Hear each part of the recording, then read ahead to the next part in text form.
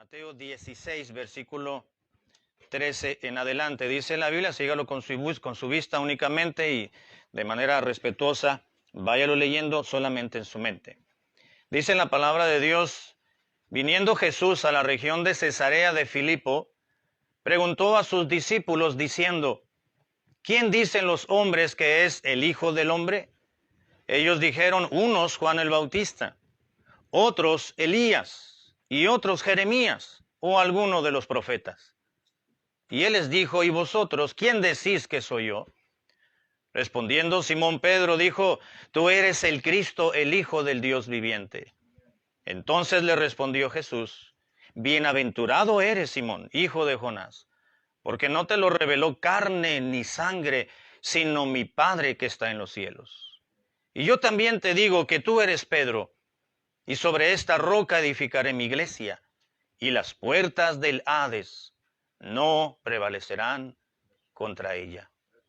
Y a ti te daré las llaves del reino de los cielos, y todo lo que atares en la tierra será atado en los cielos, y todo lo que desatares en la tierra será desatado en los cielos. Amén. Entonces mandó a sus discípulos a que nadie dijesen que él era Jesús, el Cristo. Qué interesante pasaje, ¿verdad? Vamos a predicar de esto. Vamos a orar. Señor y Padre nuestro, gracias por este culto, por este servicio. Gracias por la música especial, gracias por los himnos. Gracias por la presencia tuya en medio de nosotros, Señor, quien nos sentimos halagados porque estás en medio de nosotros, Señor, sencillos y simples mortales, pero redimidos por la sangre de nuestro Salvador Jesucristo. Padre, gracias por la presencia de cada uno en particular en estos momentos. Gracias por los niños que se les está atendiendo con una clase bíblica. Gracias por los niños de cuna también, por las hermanas que están cuidando de ellos y atendiéndoles. Y Padre, gracias por tu preciosa palabra. Te ruego que en esta noche venga ella a ser el material, por usar un término utilizado por tu Espíritu Santo, para que tú vengas a darnos fuerza a nuestro espíritu, de manera que podamos crear convicción en nuestras mentes acerca de la iglesia que es poderosa en Cristo. Te ruego que tomes control de los siguientes minutos, que nadie se distraiga mientras se predica, por respeto a tu palabra y al momento tan solemne y tan formal de la predicación, de la locura de la predicación, como dice la Biblia. Permite, Padre, que cualquier preocupación y cualquier pensamiento que pueda divagar en esta noche, tú los tomes en tus manos, Señor, y nos hagas estar enfocados y concentrados en la predicación. Te lo ruego en el nombre de Cristo Jesús. Amén. Este pasaje, hermanos, nos habla del poder de la iglesia de Cristo. Una iglesia es poderosa. Dijo la iglesia de Cristo, quiero decir, es poderosa. Y una iglesia que está basada en la palabra de Dios tiene poder. El Señor Jesucristo lo declaró y le dijo a Pedro y a todos los discípulos, yo también te digo que tú eres Pedro y sobre esta roca edificaré mi iglesia. Y Cristo dijo, la iglesia, mi iglesia, será una iglesia llena de poder, será una iglesia poderosa. Y las puertas del Hades no prevalecerán contra ella. Cristo mismo declaró contundentemente, hermanos, que su propio cuerpo, es decir, la iglesia, sería una iglesia sorprendentemente poderosa, que no habría nada en esta tierra que pudiese superar el alto poder de la iglesia. En esta asombrosa declaración de Jesucristo, cuando Él dijo, yo te digo que tú eres Pedro y sobre esta roca edificaré mi iglesia y ni las puertas del Hades prevalecerán contra ella. Cuando Cristo cuando dijo no prevalecerá, Él utilizó una palabra que en su idioma que Él hablaba y que fue escrito, el Evangelio de Mateo, significa, ese término prevalecerá significa literalmente superar o vencer o derrotar. Es decir, lo que Cristo estaba le diciendo a Pedro y al resto de sus discípulos que estaban con él, él estaba diciendo que ni aún la fuerza, ni aún ninguna fuerza superior existente se compararía o se compara con el gran poder de la iglesia de Cristo. Ni las puertas del Hades, ni el mismo infierno, ni el mismo lugar de los muertos puede, ni podrá, no ha podido, ni puede, ni podrá en contra de la iglesia del Señor Jesús. Amén. Porque la iglesia es poderosa. Si hay un poder en torno al cuerpo de Cristo, es decir, a la iglesia cristiana en todo el mundo, en todo el paso del tiempo, en la línea del tiempo de la historia del cristianismo, la historia de la iglesia, no hay nada que pueda estorbar ni vencer a la iglesia del Señor, porque es de Cristo. Ahora, ¿dónde radica, hermanos, dicho poder?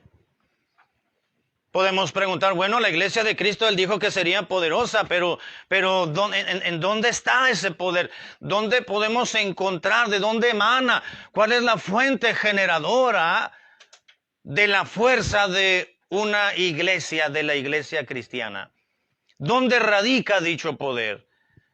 Bueno, Dios ha dotado a la iglesia, hermanos, de ciertos elementos que en sí mismos son suficientes para que una iglesia pueda cumplir con su propósito como tal. Es decir, pueda cumplir la razón de existir o de ser de una iglesia local en diferentes lugares en el mundo. Una iglesia es poderosa en Dios porque posee los elementos necesarios, porque Dios le ha suplido, le ha dotado de ciertos elementos para que cuando desarrolle su función y su labor como tal, tenga poder.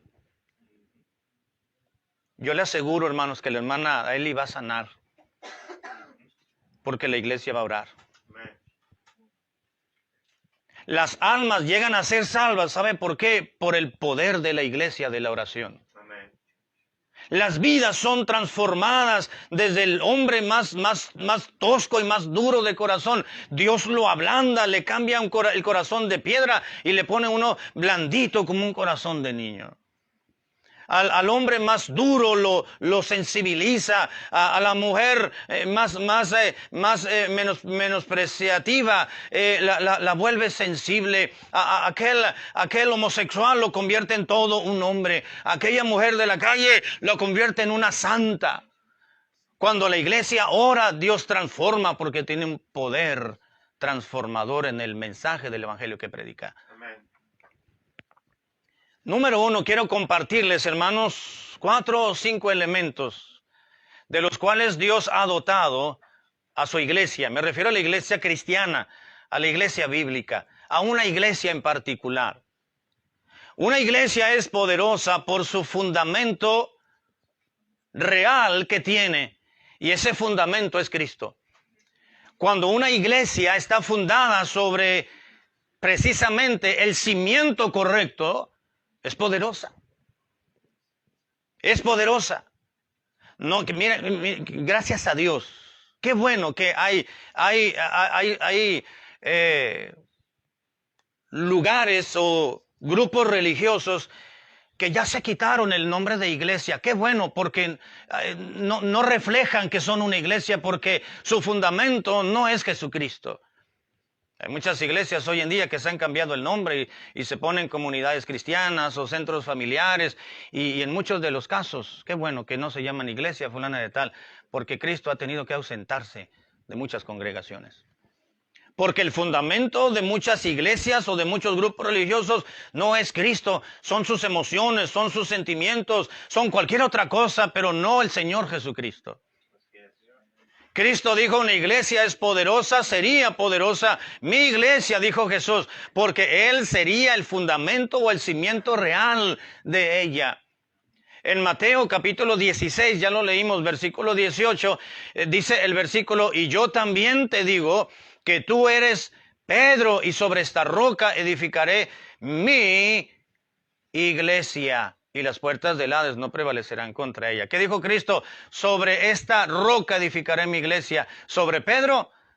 No, hombre. ¿Cómo Cristo iba a fundar una iglesia con alguien que le dijo, quítate de mí, quítate de mí, delante de mí, Satanás? ¿Se acuerdan que le dijo así a Pedro? Qué bueno que no se fundó sobre Pedro. O aquel que lo negó 3 veces antes de que el gallo cantara. Qué bueno que no fue fundada sobre Pedro. Cuando Cristo dijo sobre esta roca edificaré mi iglesia, no se estaba refiriendo a Pedro, porque no era el único que estaba presente. Había otros discípulos. Le dijo, yo también te digo que tú eres Pedro. Así como tú has dicho una grande aseveración, una grande verdad, una gran declaración de que yo soy el Hijo de Dios, yo también te quiero decir una grande verdad, Pedro, delante de ti, delante de todos los demás. Y sobre esta roca edificaré mi iglesia. ¿Sabe que Cristo se refirió a sí mismo? Dijo, sobre esta roca edificaré mi iglesia, no sobre Pedro, porque hubiera dicho, sobre tú como roca edificaré tu iglesia, mi iglesia. Pero también aquí hay un jueguito de palabras muy interesantes, porque en el idioma que ellos hablaban, Petro significa una piedra. Ese era el nombre de Pedro, Petros. Y Petros significa piedra, pero una piedra que se puede patear, que se puede mover fácilmente. Pero cuando Cristo dijo, yo te digo que tú eres Petros, una piedra, ¿verdad? Que va para allá y para acá. Pero a pesar de que tú eres Petros, yo te digo que sobre la roca edificaré mi iglesia, no sobre Petros. Cuando Cristo usó la palabra roca, se tradujo roca a nuestro idioma, utilizó otra palabra y es el término Petra. Yo te digo que tú eres Petros, pero sobre esta Petra edificaré mi iglesia. No sobre Pedro, sino sobre Petra. Petra es una palabra que significa una masa de roca o una peña, que comparada con una piedrita, que significa Pedros, pues Petro significa una piedra que alguien puede llegar y moverla y ponerla aquí y llevarla. Pero la peña, Petra, significa una gran roca, una masa de roca que no se puede mover. Piedra que se puede utilizar como una piedra angular o para poder echar un cimiento, no como aquella gravilla, ¿verdad? De la cual Cristo, tú eres gravilla, pero yo soy la roca, la piedra. La palabra de Dios nos recuerda, hermanos, que el Señor Jesucristo es la roca. Así que Cristo, cuando declaró esa grande aseveración, yo te digo que tú eres Petros, pero sobre ti no voy a edificar mi iglesia, va a ser sobre mí mismo, porque yo soy la Petra. Él es el cimiento, Él es el fundamento. Algunos creen que Jesucristo, hermanos, es un profeta. Fue un gran profeta. Algunos creen que fue un gran iniciado, un gran revolucionario. Algunos otros creen que sencillamente Jesús fue un gran hombre, un gran pensador. Pero Jesús va más allá que todo esto. Él es el Hijo de Dios. Amén. Él es la piedra. Él es el cimiento. Él es la roca que da estabilidad. Y Él es la roca que da seguridad a la edificación en el Señor, que es la iglesia. Amén. ¿Sabe por qué estamos seguros, hermanos? En Cristo, porque Él es la roca, el cimiento de nuestra fe. Así es, amén. ¿Sabe por qué la iglesia cristiana ha permanecido? ¿Se acuerdan cuando estaban predicando Pedro y Juan? Que los llamaron el Sanedrín y le dijeron, los del Sanedrín, los mismos judíos, los prendieron y se los llevaron y los empezaron a juzgar y le dijeron, a ver, los vamos a dejar libres, pero les vamos a pedir un favor. Si quieren estar libres, les vamos a pedir de favor que ya dejen de predicar en el nombre de aquel. Así despreciativo le dijeron. De manera que ellos dijeron, no, ¿cómo vamos a dejar de predicar en aquel que hemos creído? ¿Cómo se puede dejar de predicar? Y se levantó uno llamado Gamaliel, ¿se acuerdan del relato? Y Gamaliel era un rabino, era un maestro de los judíos, reconocido de renombre. Y se levantó y les dijo, miren, déjenlos que sigan predicando, que se vayan a predicar y hagan lo que quieran hacer. No traten de callarlos porque no se van a callar. Mejor vamos a esperar, porque si este movimiento es de Dios, va a permanecer. Pero si no es de Dios, al rato van a estar como aquel justo y aquel Judas y no sé qué otros habían levantado con un grupito, ¿verdad? Y se murieron y se acabó todo. Si este movimiento es de Dios, va a permanecer, dijo Gamaliel. Y ha permanecido más de 2000 años, hermano.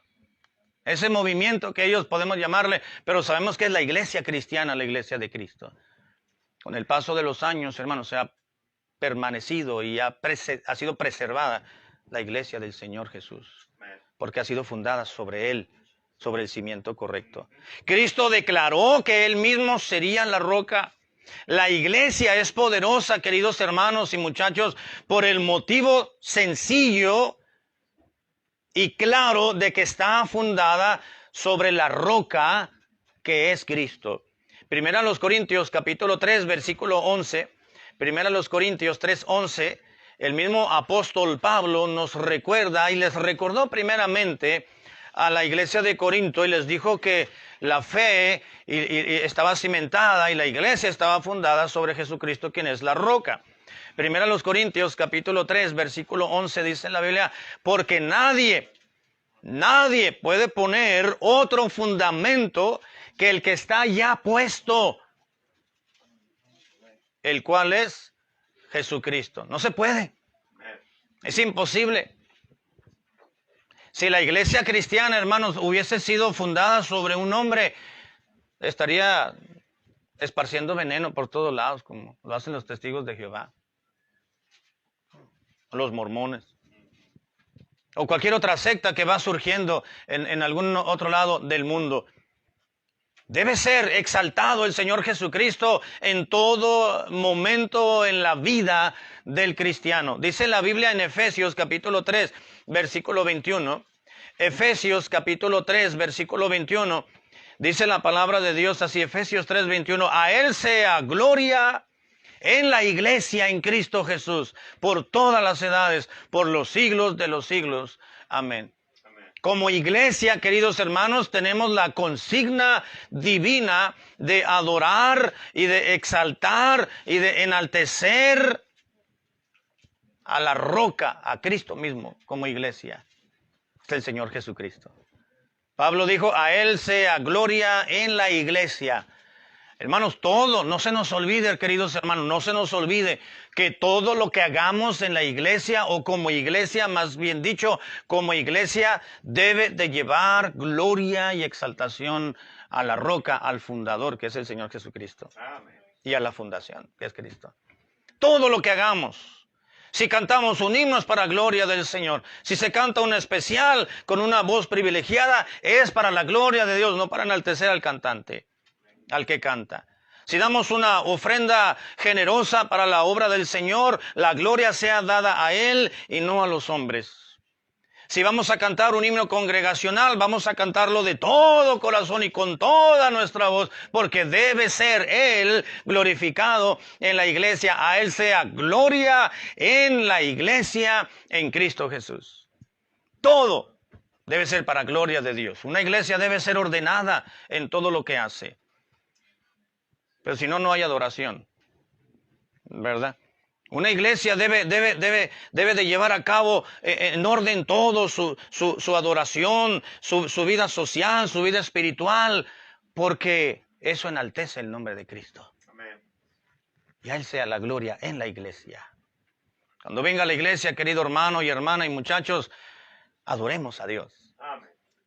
Cantémosle con todo nuestro corazón, leamos la Biblia poniendo nuestros sentidos. No andemos con el celular texteándose el muchachito con la muchachita o el hermano, ahí te espero afuera para irnos a los taquitos. Porque ya se alargó el pastor en la predicación. No, debe llevar gloria al Señor todo lo que hagamos, nuestra vestimenta, nuestro corazón, nuestra mentalidad. Debemos de traer conciencia a la casa de Dios para que Él sea glorificado en todo lo que hagamos. Nuestro trato entre los hermanos. Debemos de tratarnos bien, hermanos. Amén. Mire, hermano, la maravilla de una iglesia es que Dios nos ha llamado de diferentes lugares, diferentes nacionalidades. Mi papá decía, cada cabeza es un mundo. y nos convertimos a Cristo y el Señor nos ha colocado en su cuerpo, en su iglesia. Y luego nos ha llevado a ser parte de una iglesia local, en algún lugar. Una iglesia visible, geográficamente hablando. Y somos parte de una congregación. Y ahí andamos. Y tratamos de seguir adelante en el camino del Señor. Y tenemos una opinión distinta quizás de otro hermano, pero eso no nos debe de separar, queridos hermanos. Eso no nos debe de dividir. Al contrario, debemos de tener conciencia y de ser realistas de que yo pienso diferente a ti, pero mi opinión no vale tanto comparado a aquel punto que nos une, que es la salvación en Cristo. Cuando usted llegue a tener alguna diferencia con algún hermano, con alguna hermana, dígale, Señor, ese es mi hermano, es mi hermana, me cae mal, me cae gordo, ya no soporto, aquí lo traigo atravesado por algo que sucedió. Pero díganle, Señor, es mi hermano en Cristo, yo no debo de tratarlo así, yo no debo de tener ese mal pensamiento del hermano, de la hermana, yo no debo de actuar de esa manera, ayúdame porque hay algo más grande que mi enojo, que mi descontento, que es el amor de Cristo, para que el Señor sea exaltado y glorificado y adorado en la iglesia. En todo nuestro trato, en toda nuestra vida espiritual, en nuestra manera de comportarnos en la vida cristiana, unos a otros debemos de enaltecer el nombre de Cristo. Número 2, una iglesia es poderosa por su fundamento, que es Jesucristo. Número 2, una iglesia es poderosa por su libro que posee la palabra de Dios. Hebreos capítulo 4, versículo 12. Hebreos 4:12, conocemos este pasaje que dice, Hebreos 4:12, porque la palabra de Dios es viva y eficaz. Y la palabra de Dios es más cortante que toda espada de dos filos y penetra hasta partir el alma y el espíritu, las coyunturas y los tuétanos, y discierne los pensamientos y las intenciones del corazón. Amén. La palabra de Dios es viva y es eficaz. Gracias a Dios, hermanos, como iglesia, la iglesia de Cristo, la iglesia cristiana en todo el mundo, Dios le ha dotado de un libro maravilloso, de un libro divino, que es la Biblia, la palabra de Dios. La Biblia es ese libro sagrado, hermanos, que revela el carácter del hombre, su condición y su estado. Porque dice el mismo versículo 12, dice, y no hay nada. Discierne los pensamientos y las intenciones del corazón. Versículo 13, y no hay nada creado que no sea manifiesto en su presencia. La Biblia nos descubre, hermanos, ante Dios, ¿no es cierto? Nos presenta tal y como somos, quiénes somos, nuestra condición, nuestro estado y nuestro carácter. La Biblia tiene un alcance que llega hasta lo más íntimo del ser. Dice el versículo, es más cortante que toda espada de dos filos. Usted ha visto las navajitas de esos rastrillos antiguos, todavía en algunos lugares los he visto, ¿verdad? Es un rastrillito, ¿verdad? Para afeitarse y tiene rosca, le quita una tapita y se le ponen una navajita de dos filos. Pero cuidado, porque si la agarras mal, te rebana de uno y el otro lado. Porque por los ambos laditos tiene filo y son bien filosas. Imagínense, hermanos, si una hojita de navaja de esos rastrillos, a veces nos da miedo agarrarla porque salimos todos cortados de las uñas, al rato nos rasuramos el bigote y traemos todos los dedos llenos de curitas, ¿cómo se llama en inglés? Band-aid, algo así, ¿no? Imagínense una espada que tiene dos filos. Dice la Biblia es más cortante que toda espada de dos filos y penetra hasta partir el alma, las coyunturas, los tuétanos, y todavía, dice la Biblia, discierne las intenciones y los pensamientos del corazón. Así que la Biblia, si es viva y eficaz, queridos hermanos, se debe predicar, se debe enseñar, se debe recordar, se debe escucharla, se debe obedecerla, se debe compartirla, se debe guardarla, se debe memorizarla, se debe vivirla, se debe conocerla, se debe practicarla, se debe poner en obra y todo lo que quiera añadirle. La palabra de Cristo mora en abundancia en vuestros corazones, le dijo Pablo a la iglesia de Colosas y de Éfeso. ¿Cuántos versículos ha memorizado, hermano? ¿Se acuerda la dinámica que hicimos en un culto un día? ¿Se acuerda? Yo bendigo a fulano de tal y decíamos un versículo de memoria. ¿Ya memorizó el suyo? Porque en breve vamos a hacerlo después también.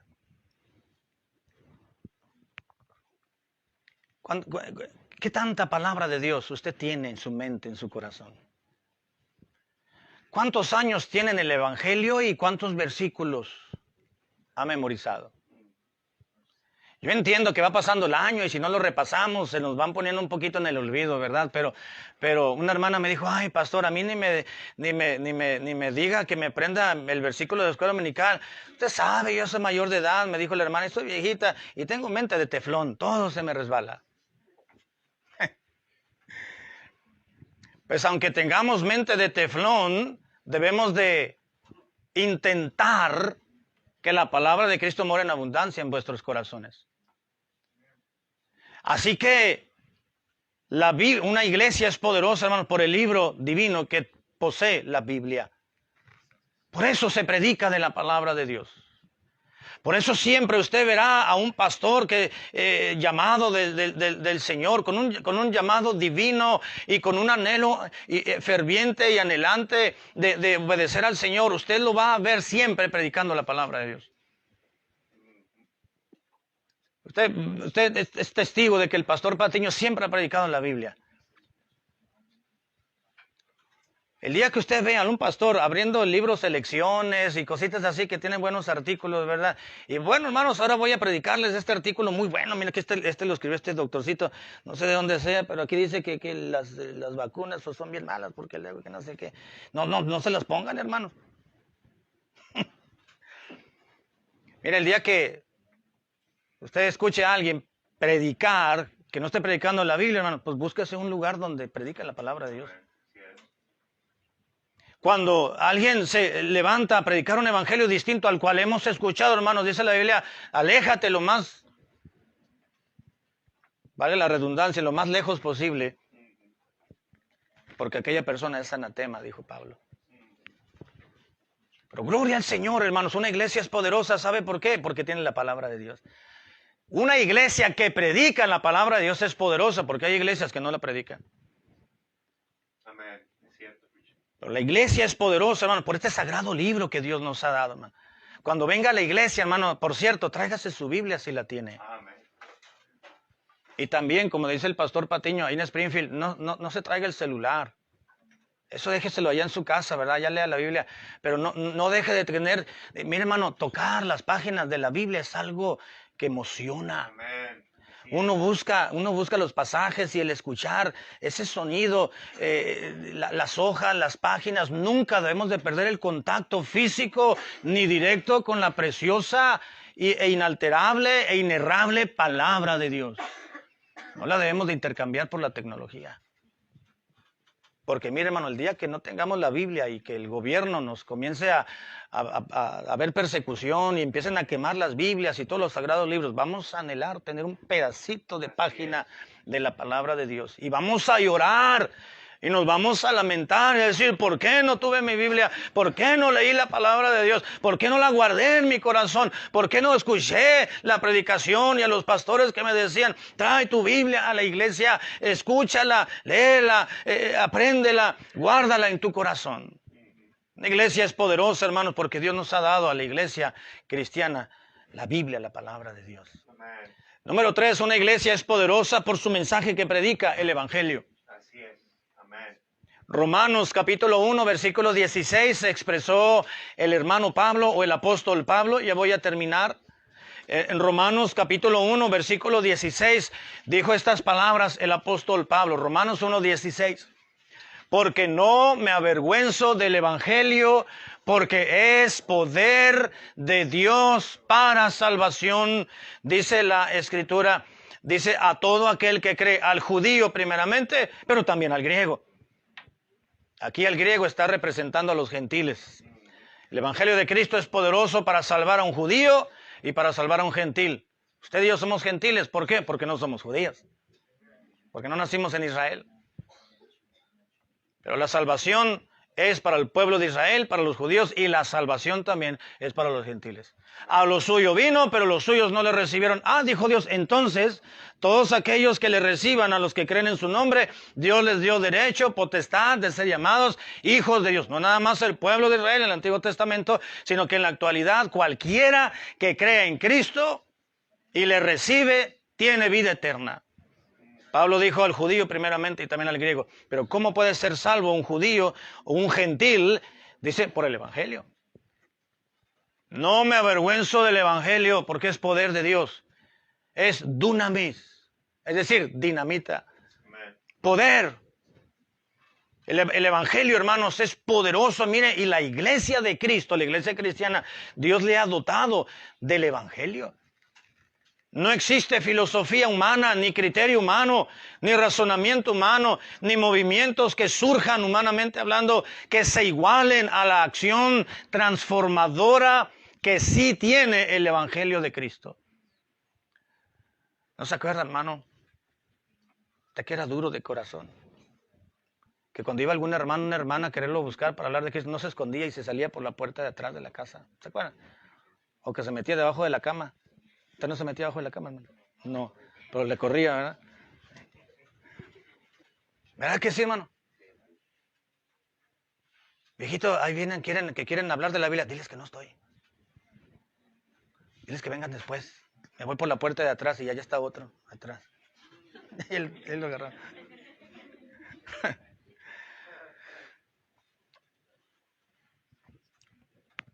Mira, hermano, éramos duros.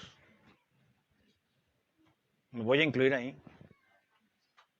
Éramos tercos, éramos testarudos, éramos obstinados. Quizás alguno fue más noble cuando escuchó el evangelio de Cristo y a la primera quizás haya entregado a Cristo su corazón. Gloria al Señor.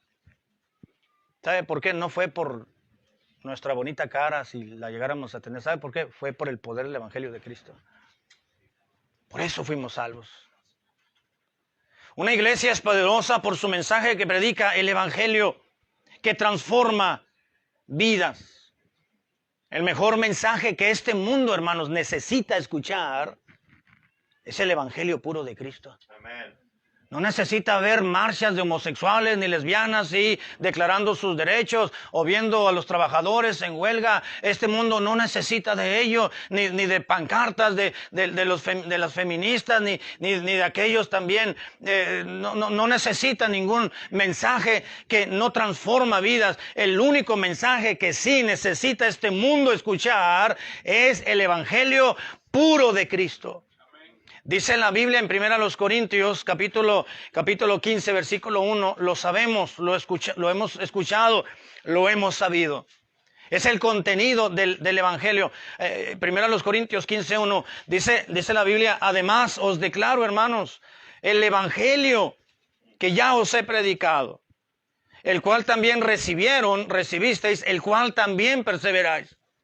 Por el cual asimismo, si retenéis la palabra que os he predicado, sois salvos, si es que no creyeron en vano.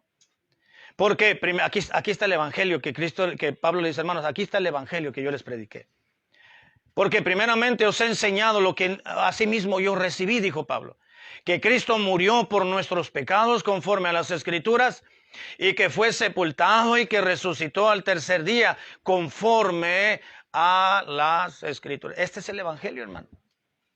Este es el evangelio puro. No. El evangelio, esto es lo que cambia, creer en la persona divina de Cristo que murió, fue sepultado y resucitó. Creer en Él. La salvación es tan sencilla. No sé por qué la gente no entiende. Es fácil ser salvo, solamente creer en Cristo. Esa es la claridad y la facilidad de la salvación, del mensaje del evangelio de Cristo. No es complicado. Nosotros lo hacemos complicado. Cierto. Se debe practicar y pregonarlo de todas las maneras posibles porque el evangelio es transformador. Número 5, y voy a entrar ya a la parte final. Una iglesia es poderosa, hermanos. Una iglesia es poderosa por el Espíritu Santo que mora en ella. Amén. Hechos capítulo 1, versículo 8, pero recibiréis poder, dijo Jesucristo, Así. Cuando haya venido sobre vosotros el Espíritu Santo. Les dijo Cristo, no se me adelanten, dijo Cristo. No quieran pensar que ustedes tienen poder y que van a salir. Mire, Cristo les dijo cosas mayores que las que están viendo, que yo estoy haciendo, ustedes van a hacer y van a ver. Así que cuando el Señor Jesús ascendió al cielo, les dijo, no se vayan de aquí de Jerusalén, porque dentro de no muchos días va a llegar el Espíritu Santo. Y cuando venga el Espíritu Santo van a recibir el poder. Pero recibiréis poder cuando haya venido sobre vosotros el Espíritu Santo. Ahorita, si ustedes predican, no quieren hacer milagros, van a echar a perder todo, dijo. Espérense. Tranquilos. La cosa es calmada, dijo Clavillazo. Tranquilos. Ahorita no van a lograr nada, van a echar a perder el plan que yo tengo. Esperen a que venga el Espíritu Santo y moren ustedes de una manera permanente, porque entonces tendréis poder. Pero recibiréis poder cuando haya venido sobre vosotros el Espíritu Santo. Y me seréis testigos en Jerusalén, en Judea, en toda Samaria y hasta el último de la tierra. Es interesante, Cristo les dijo, van a ser martirizados por mí. La palabra testigos ahí se tradujo testigos, pero la mejor traducción es mártir. Y me seréis mártires. Y eso fue lo que sucedió, hermanos. Eso fue lo que sucedió. Cuando estaban predicando el Evangelio, que ya vino el Espíritu Santo sobre ellos, todos los se comenzaron a perseguir y a martirizar. Uno de ellos, el primer mártir, ¿se acuerdan? El hermano Esteban. Una iglesia es poderosa por el Espíritu Santo, que obra y trabaja eficazmente en el cristiano y en la iglesia. Hermano, muchachos, permitan que el Espíritu de Dios hable a su vida. Dios nos habla cuando venimos como iglesia y nos congregamos. Dios habla a través del mensaje, del contenido, de los himnos y a través del contenido de la predicación de la palabra de Dios.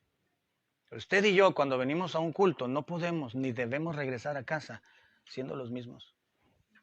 ¿Sí escuchó esto? Y no me refiero a la apariencia, ¿verdad? Me refiero al corazón, a lo interno. Debemos de tomar decisiones.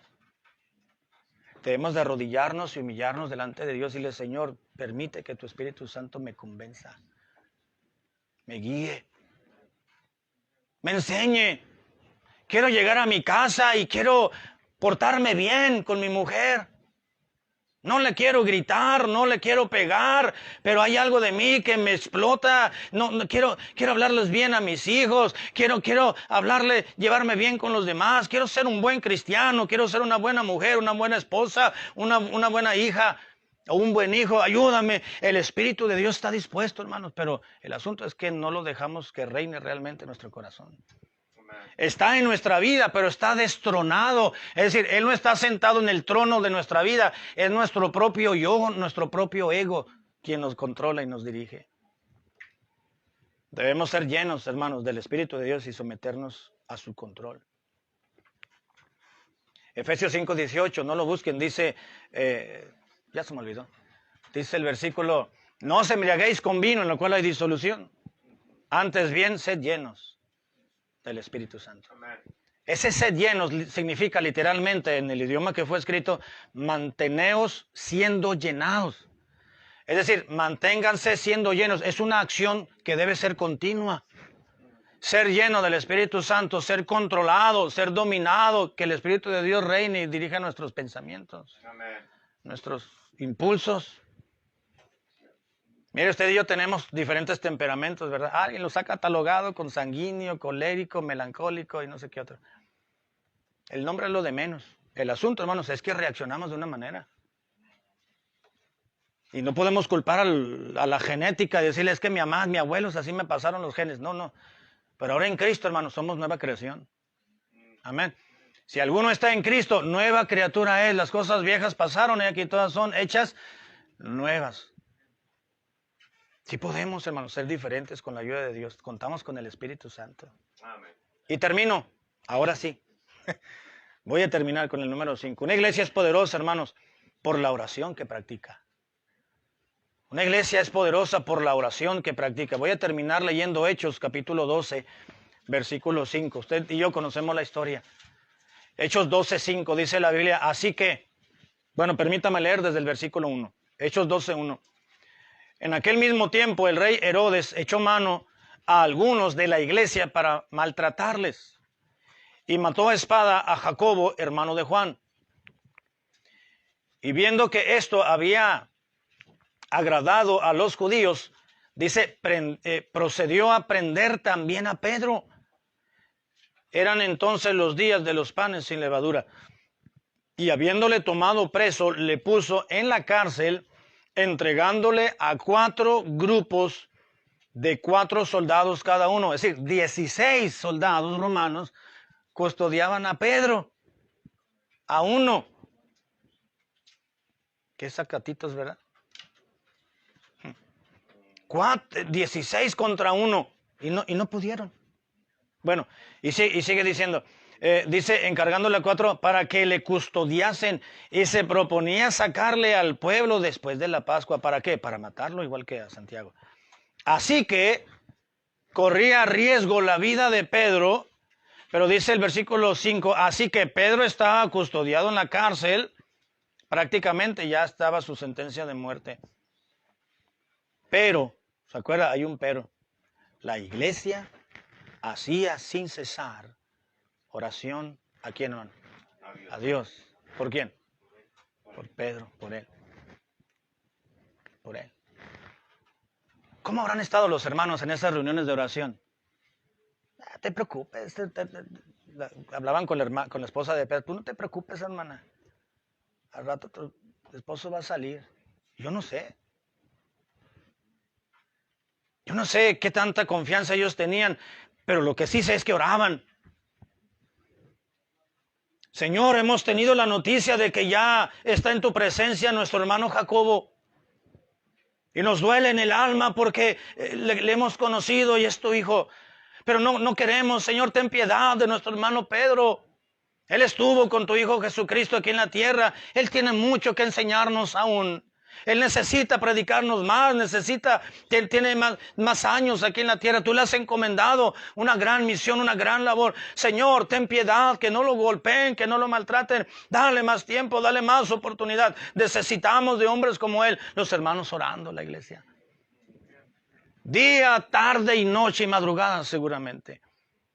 Dice, Pedro estaba custodiado en la cárcel con 16 hombres, con una muerte declarada ya, pero la iglesia hacía sin cesar. No sin César, es sin cesar. Ese sin cesar, ¿sabe qué quiere decir? Constantemente, seguido, unos y después otros y después otros, y todo el día estaban orando. La iglesia hacía oración a Dios sin cesar. Dice la iglesia. La iglesia oró, hermano, y cuando menos pensaron, llegó Pedro y tocó la puerta. Y llegó una muchacha llamada, ¿qué? Rode. Digo, ¿quién es? Soy Pedro, Rode. Déjame entrar, tengo hambre. Ahí cerró. ¿Quién es? Pues uno que dijo que era Pedro. ¿Y por qué no le abriste? Es el hermano Pedro, el apóstol, que estamos orando por él. Ay, de veras, dijo Rode. Ya fue y le habló. Le abrió. Mi hermano, Dios responde cuando menos pensamos. ¿Sabe? ¿Pero cuándo? Cuando la iglesia ora. Cuando la iglesia ora sin cesar. Cuando constantemente la iglesia se pone de acuerdo. Cristo dijo que donde 2 o 3 se pusieran de acuerdo aquí en la tierra para pedirle algo a mi Padre Celestial, le será hecho. Vamos a empezar a orar como congregación ya lo estamos haciendo, los que nos enteramos. Pero vamos a empezar formalmente una cadena de oración por la salud de la hermana Eli. Y Dios va a contestar. Dios va a responder. Dios va a responder. Porque la iglesia es poderosa, hermanos. Cuando ora, nos ponemos de acuerdo. Uno a una hora, otros en casa, otros en el templo, otros allá en el carro cuando nos acordamos, además de las 12. Y la iglesia siempre, muchos hermanos aquí en Springfield, en muchos lugares, van a estar orando. Vamos a estar orando. Y Dios va a responder. La iglesia es poderosa. Si existe algo, queridos hermanos, en este mundo que valga la pena, es la iglesia de Cristo. Es la iglesia a la cual pertenecemos, el cuerpo de Jesús. Dios ha dotado a la iglesia con lo necesario para poder funcionar como tal. La iglesia es poderosa y tiene un alcance inimaginable, porque es la iglesia del Señor. Es el cuerpo de Cristo. Que Dios nos ayude, hermanos, a exaltar la persona divina de la cabeza, del cuerpo y el fundamento de la iglesia, que es Cristo Jesús. Amén. Vamos a orar. Padre Celestial.